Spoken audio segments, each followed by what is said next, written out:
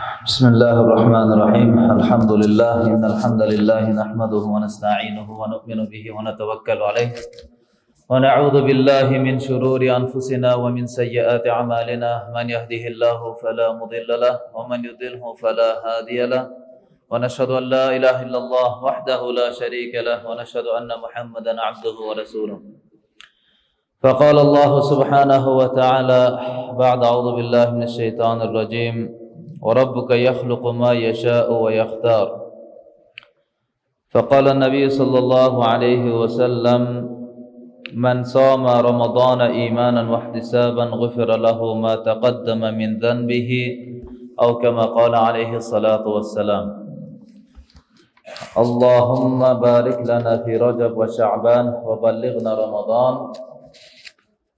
Amma ba'd, hurmatlı Müslüman bir tuğanlarım, Allah Teala'ga çeksiz şükürlerde aytalı, Allah Teala'ga razıçılıklarda bildireli.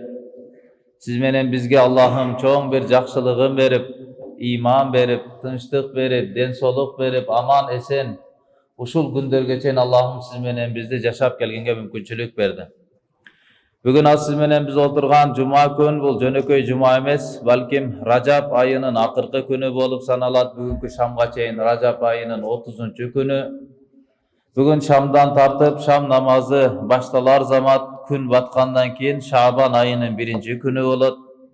Jana 29 je 30 günden keyin ulu urmattуу siz menen bizdin ar biribиз çin jürökten kütüp kele jatkan, siz menen bizdin ruhani sırtkı, an sezimimizde dağı, içki dünyamızda dağı, jaşoo tartibimizde, mamilemizdin barını tarbiyalay turgan bir tarbiyatçı ustaz ayыбыз Ramazan ayı girip keledi turmata tuğanlar.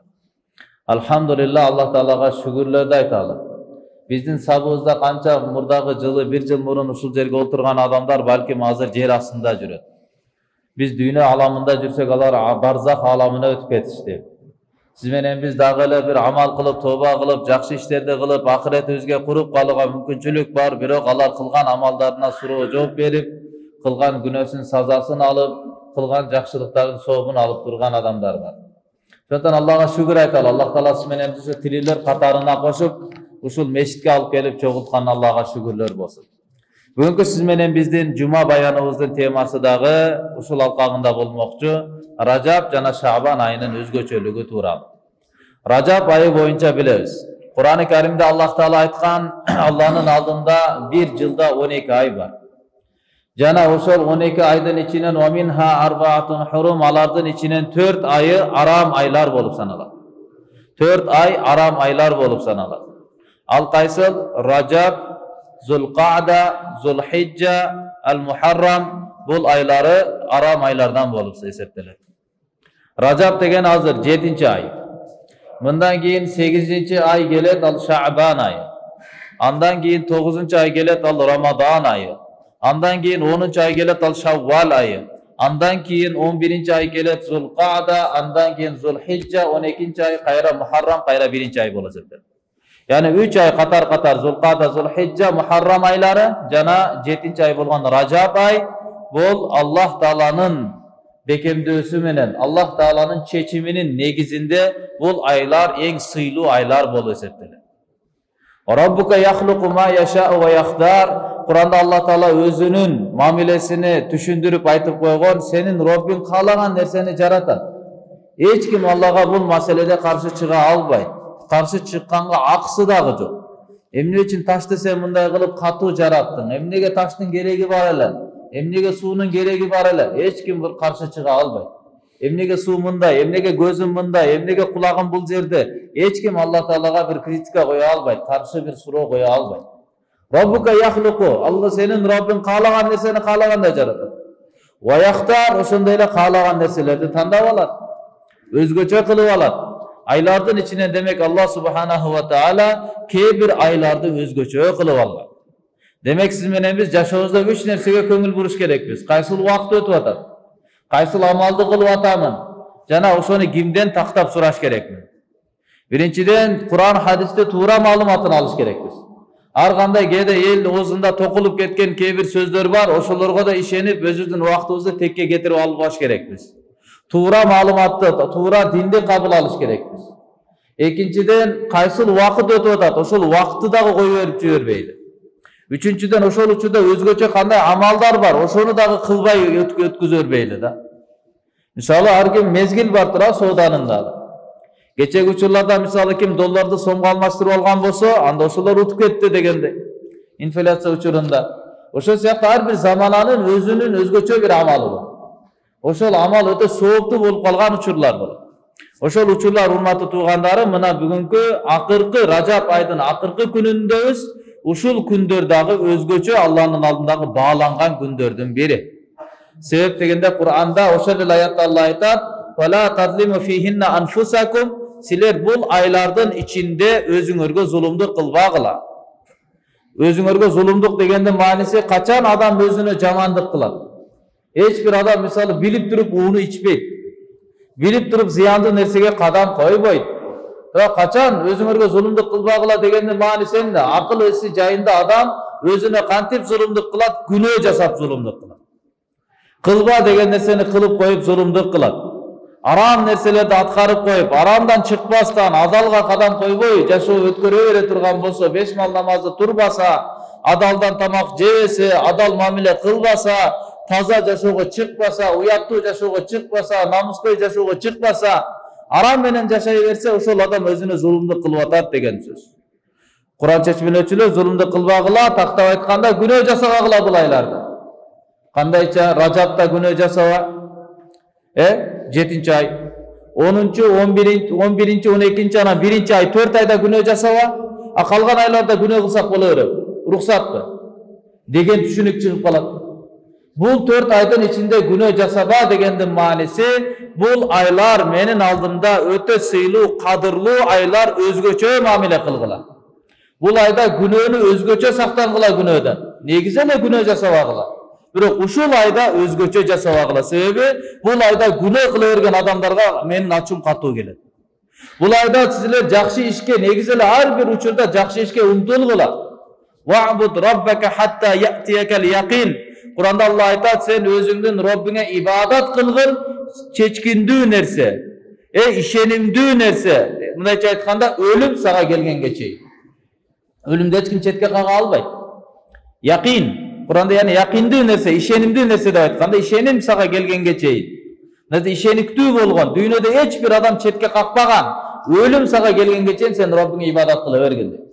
Демек мусулман адамдын Кудай Тааламдын буйругун аткара турган заманасы кайсы жерге чейин экен?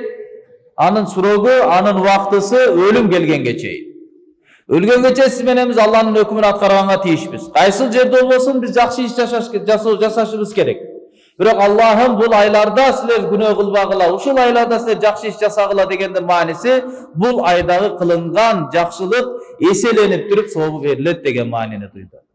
Эселенип берилет. Аллага бир аз жакшылык менен башка айларда көп жакшылык аркылуу жакындай турган нерсени бул айда бир аз гана жакшылык менен Аллага жакындоого мүмкүнчүлүк бар.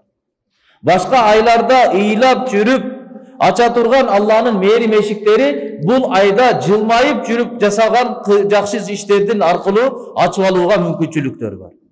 Яны Аллага бат жакындай турган айлар, урматтуу туугандар. Ошондон иншалла келиңиздер, мо бүгүнкү акыркы күн болуп калды. Колдон келишинче ушул күндүн сүннөтүнө бекем бололу.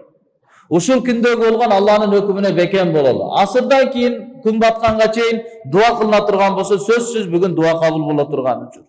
Ошол үчүн өзгөчө дуага көңүл буруп коелу. Асырдан кийин окула турган салаваттар, ошолорго өзгөчө көңүл буруп коелу. Бүгүнкү иншалла Кахф сүрөсү болсун, башка амалдар болсун, ошолорго иншалла маани берип, Ражап айыны бир татыктуу өткөзгөндүн аракетин кылалы. Бүгүн шамдан кийин кайсы айга кирип келет экенбиз? Шабан айына киребиз. Шабан айына. Шабан айы туурасында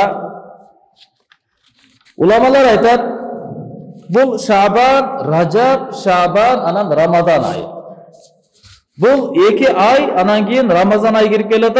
Пайгамбарыбыз Мухаммад Мустафа саллаллаху алейхи ва саллам Рамазан айына, ороза айына парз да, ал жерде ороза кармоо парз. Түндөсү тарави намаздарга турабыз. Жакшылык, кайрымдуулук иштерди жасайбыз. Ифтарлыктар көбөйтүлүнөт. Курандын айы болуп эсептелет. Курани Каримде Аллах Таала Рамазан айдын кадыр кечесинде түшүргөн, Лавхул Махфуздан асман дүйнөсүнө көчүргөн. Анан Пайгамбарыбыз алейхиссалату вассаламдын 23 жылдык жашоосунда акыбалга жараша Жебраил периште асман дүйнөсүнөн Пайгамбарыбызга жеткирип турган. Yani Kadir keçesi bu Kur'an'dan tuğulgan ayı bol esepteler. Kur'an düşkün ayı bol esepteler. Kur'an mene simenemizin beken mamilemiz boluş gerek. Peygamberimiz sallallahu aleyhi ve sellem özünün yaşo tartibinde Ramazan ayı kirip gelgende Cebrail perişte arkalı biri birine Kur'an'dan okusu bolateler. Kança ayat düşkün bolsa şonun barını Peygamber Cebrail periştege okup bereteler jatkan. Cebrail perişte Peygamberimize okup bereteler. Kur'an hatım amalı bolateler. Evet, ömrü akırkı bolgon Ramazan ayında, 10. Hicri'din Ramazan ayında Peygamberimiz sallallahu aleyhi ve sellem Cebrail periştege 2 jolu, Cebrail perişte Peygamberimize 2 jolu okup bergen. Yani bu ayda ibadatlar tuğ çokusuna jete turgan ayda. Ayşenez de aytat Peygamberimiz sallallahu aleyhi ve sellem öte bereşeneli. Hani bereşendigi tez jürgen şamaldan dağı tez bolçu dey. Birok Ramazan ayı gelgende bereşendik öte küçöydü. Bolgon bereşendigini Peygamberimiz Ramazan ayında görsettiler. Sebebi al ayda uşunday kuttu ay, berekeli ay bir jakşılık, nafil ibadat kılsanız, öz erkingizden bir jakşılık kılıp koysanız, mildetli bolbogon dengeldegi amaldарды atkarsanız, anda farz amalını kıldı degende soğup alasız Ramazandan sırtkartın. Kim Ramazan ayında bir farzda atkarsa, Ramazan ayında emes 70 farzda atkardı degen soğup kalır. Oşonduktan salaf salihinde takva adamlar zeketlerindagi Ramazan ayda esepteydi. Zeketni bir yılda bir esepteş gerek de. Ramazan ayı gelgende oşondu esептеп turup, kança oşo soodası zeketke байланыштуу kança baylık bolgon bolsa, oşonun 2,5%'ını Ramazan ayında çıkarat. Sebebi 70 есе көбөйтүлүп turup soğup alasız Ramazan ayda kılsanız. Oşul ibadatlardan barın kılığı üçün Peygamberimiz sallallahu aleyhi ve sellem Racab ayından başlap ümmetni amalga oygotup turguzup kelgen. Kızıktırgan jana özü da oşonday amal kılgan. 2 ay murun Peygamberimiz dayardangan. Peygamberimizin duaları gelip Allahümme barik lana fi Racab ve Şaban ve ballighna Ramazan. Peygamberimiz dua kılıp otat, elge uğuzup talim tarbiyat berip o Allah'ın Racab ayında jana Şaban ayında bizge bereke bergen. Jana bizde Ramazan ayında sak salamatta jetkirgen. Dep Peygamberimiz aleyhisselam dua kılat. Demek Racab'dan başlap dayardık baştalat bolçu. Racab ayının misalı alımlar aytkan bu şamal siyahtı. Şamal aydagan siyahtı. Şaban ayının misalı bulut gelgen siyahtı. Ramazan ayının misalı emi can nöşöllügün can jağan sımaldı. Racab'da kim amalda atkargan bolsa, anda al can jağdır alat Ramazan ayında degen söz. Racab ayının misalı egin ekken siyahtı. Şaban ayının misalı oşol eginde suğarıp otop karagan siyahtı. Ramazan ayının misalı emoşa egindi jinap ala turgan ay bolar. Eger de ekpeseniz, karabasanız, anda uçuru gelgende, mezgili gelgende eç derseni jina albays, tüşüm jok, vakt ötüp keter. Oşonda ele eger azırtadan siz menemiz oruza karmap dayardan basak, azırtadan Kur'an menen mamilebizdi bekemdebesek, azırtadan Kuday Taalandı estep, zikir kılıp, kıblany karap alıp, jürөгүбүздү dünyödөн üzüp, Allah menen jürөгүбүzdү baylanıştırbasak, duaga hareket kılıp, köp dua kılıp, Allah'dan jalınıp, jalbarbasak, Ramazan ayı girip gelet, musulmanbız, jürökte talabыбыз бар, jakşı ötkөрөйүн deybiz. Бирок ötkөрө албай эле, ойгон албай эле Ramazan kanday чыгып кеткенин байкабай калабыз. Elder amal kılıp atat, siz de oşolardın katarında ağıp jüre beresiz, bирок jakşılap karap gelseniz, je bir Kur'an hatım kılgan joksuz, je bir bereşendiginiz bir jakşınakay bolgon jok, kayrımdı işte jasagan joksuz, mamiledi de oңдогон joksuz, Allah menen dagı, pende menen dagı mamilеңiz Ramazanга чейин kандай bolsa oşonday ele kalıp ketken bolat da. Şondan urmatı tuğandarım, azırtadan inşallah dayardangandı başlayın. Azırtadan dayardangandı başlayın.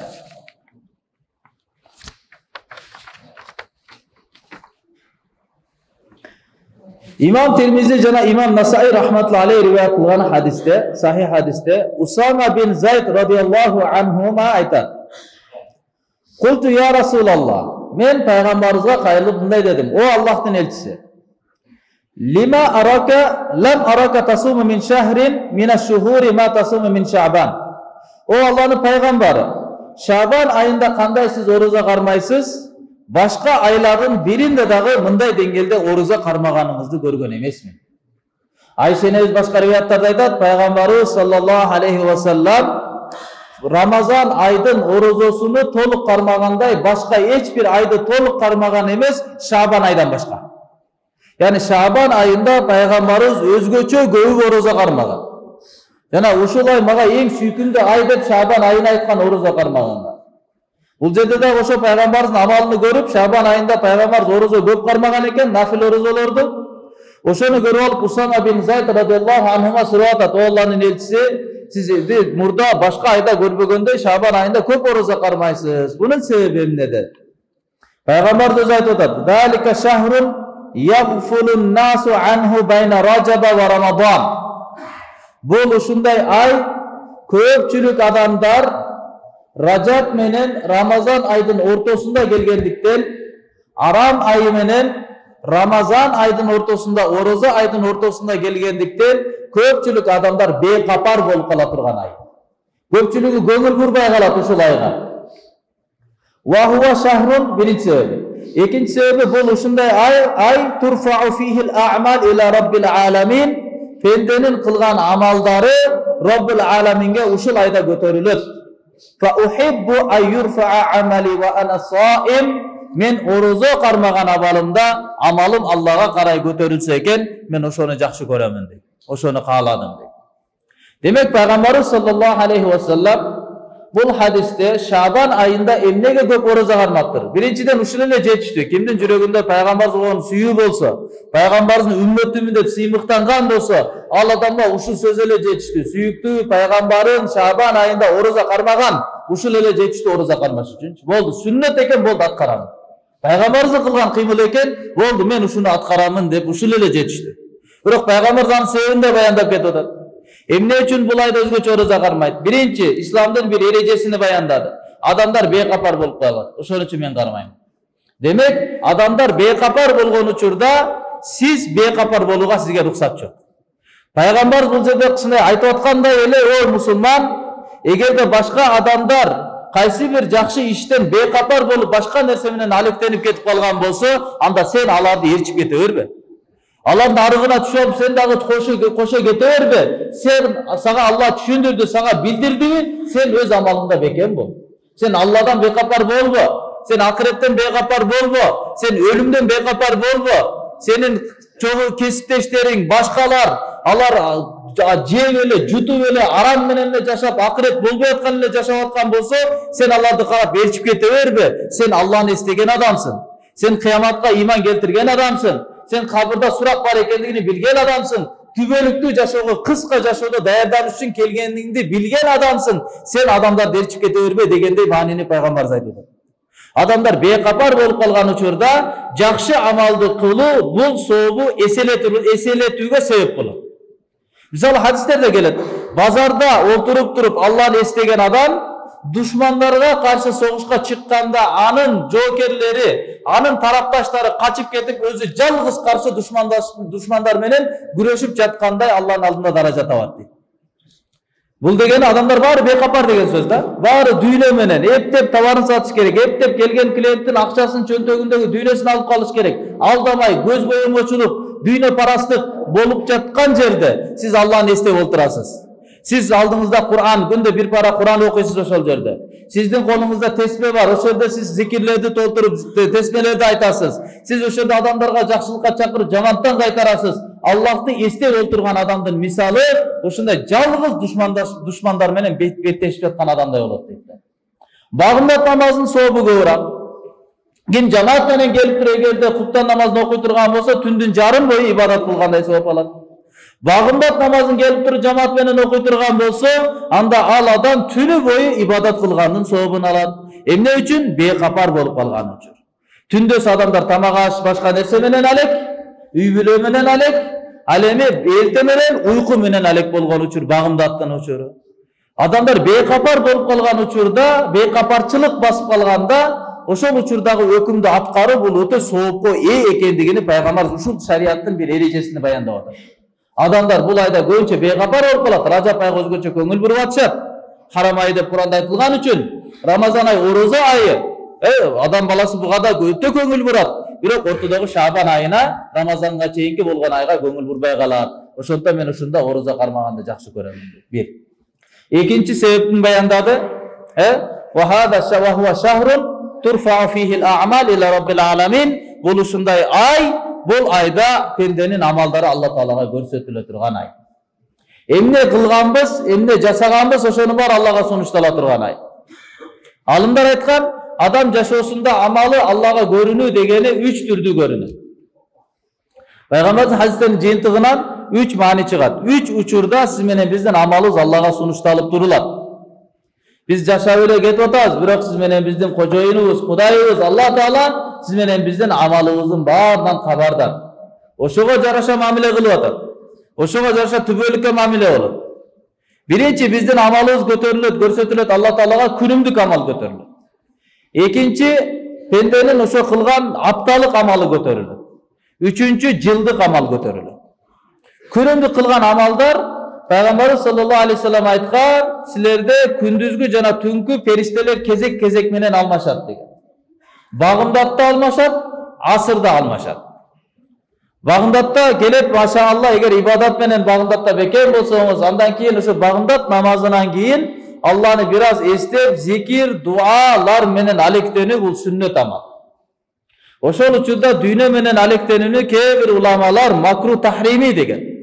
Аллага жагымсыз нерсе деген. Ал үчүн Кудай Тааланын өзгөчө берекеси ошол учурда Алланы эстөө менен алектенгиле. Анткени ошол учурда дагы периштелер көтөрүлөт. Периштелер Аллага амалыңызды сунуштайт. Машаалла, ошондо карасаңыз намаз окуп атасыз. Асыр намаздан кийин да карасаңыз бир аз зикир кылып отурган болсоңуз, периштелер айтат, биз аны таштап кеткенбиз, ибадат менен, намаз менен але экен, келсек дагы ибадат намаз менен але экен депчи. Яни өмүрүн эле ибадат менен өткөрүп аптыр деген жооп болот да. Хадис кудсиде Аллах айтат, о пендем, сен мени багымдат намазынан кийин бир аз убакыт, асыр намазынан кийин бир аз убакыт мени эстеп койгон, калган ушул экөөнүн аралыгында мен сага жетиштүү болом. Өзүмдүн колдоом сени менен бирге болот. Ушулардын арасында эле мен эстегенге бир аз убакыт ажыратып койсоң дейт. Сиз менен биз кандай өзүбүздүн жашоодогу кажетти бүтүрүш үчүн 8 саат бир нерсенин аркасынан чуркап жүргөндөй, ошонун 2 саатын эле ааламдын кожоюну болгон, бүткүл түйшүктөрдү чечүүчү зат болгон Алланын алдында кол көтөрүп, ыйлап 2 саат бияктан чыкпай ыйлап койгонубузда сөзсүз ошо маселе чечилмек да. Аллах Таала менен байланышты үзүп коюп туруп жашоо эмес, Аллах менен жашоону тургузалы, Аллах менен. Биринчи күнүмдүк амал Аллага көтөрүлөт. Экинчиси бир айда жумалык, апталык бар. Пайгамбарыбыз саллаллаху алейхи вассалам биринчи күнү дүйшөмбү күнү, жана бейшемби күнү 4-чү күнү ороза кармайт болчу. Дүйшөмбү күнү дүйнөгө келген. 4-чү күнү амалдар Аллах Таалага көтөрүлөт. Жана мен ороза абалымда амалым Аллага көрсөтүлгөнүн жакшы көрөм. Ороза абалымда Аллага көтөрүлсүн дейт. Демек, бир жумалык 4-чү күнү 5-чиге жумага өтүп аткан түнү дагы Аллах Таалага амалдарыбыз көрсөтүлүп турат. Үчүнчүсү бир жылдык, бул Шаабан айында.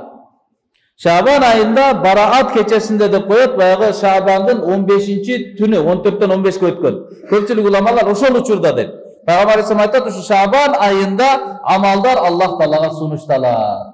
Жана мен ушул амалдарым Аллага көрүнсө экен, орозо абалымда ушуну жакшы көрдүм дейт. Эмне үчүн орозо? Бүткүл ибадаттар ичинен орозо кармаган учурда Аллах Таалага көрүнгүсү келип атат пайгамбарыбызчы. Себеп дегенде бул орозо ихласка калыс аткарыла турган амалдардын ичинен эң тазасы да.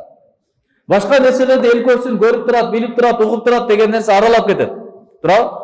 Азыр мен сүйлөп атам, билип турам, камера көрүп атат, биякта сиздер угуп атасыздар, сөз терип, тияк кылып, кооздоп, ниет бузулуп кетет да мындай жердечи.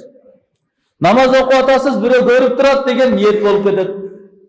Кайрымдуулук иш кылып атасыз, жакшы эле Алла үчүн кылам дедиңиз, жакшы эле чогулттуңуз акчаны, 20 жылдап акча чогулттуңуз, сонун мечит салдыңыз, ихлас менен салдыңыз, бирок бир канча жыл өткөндөн кийин эле бир досторуңуз менен келип калып, билесиңби ким буну салган деп бир мактанып койдуңуз да.